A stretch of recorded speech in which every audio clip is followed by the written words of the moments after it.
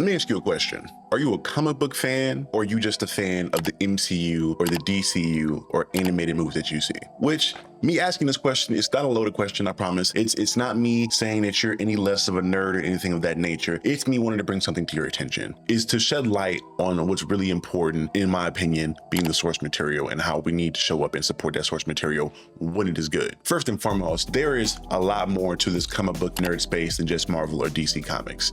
Yes, they have all the big notable people and notable names that you're aware of. They have the Holy Trinity and a Batman, Wonder Woman, and Superman. They have a X-Men or Spider-Man, yes, but there are other comics that are worthy just as much as they are of your time, your attention, and, you know, on occasion, your money when you're looking at buying comic books if you buy them. That's a conversation for a whole other day.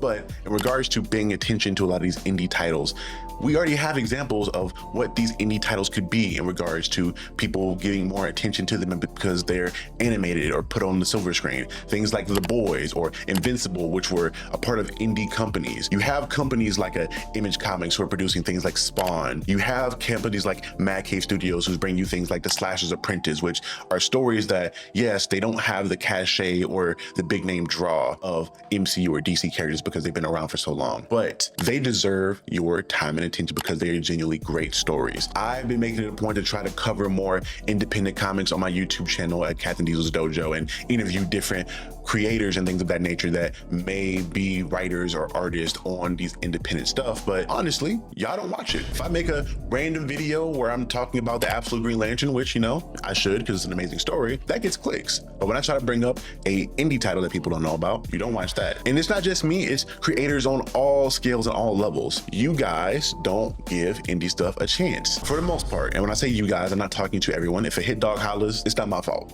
Sorry. But moving forward, there are a lot of titles out there that deserve your attention, and I'll just bring attention to a few of them, that a few things that are going on right now that you guys should read, especially if you're, you know, fans of horror, things of that nature. Right now, Exquisite Corpses has been debuted with Image Comics, and they've been making great stuff. I Was a Fashion School Serial Killer just ended its 6th issue with Image Comics. Slasher's Apprentice with Mad Cave Comics is something that's amazing that's coming out. They Choose Violence, which I believe is with AWA, is another story that has been amazing that I've been checking out that you guys could and should read. These are books that, again, are worthy of your time. If you don't like them, cool. Those specific ones that I brought up may not be for you, but there are so many more titles out there than Spider-Man for you guys to take a look at and give attention to. Please support indie comics because these are genuinely great stories, and they can't even make the amount of stories that they could because you guys don't support them financially. Most indie comics only go to 5 or 6 issues because they stop making money after that amount of issues, and they have to think ahead of like, hey, should we just make 6 issues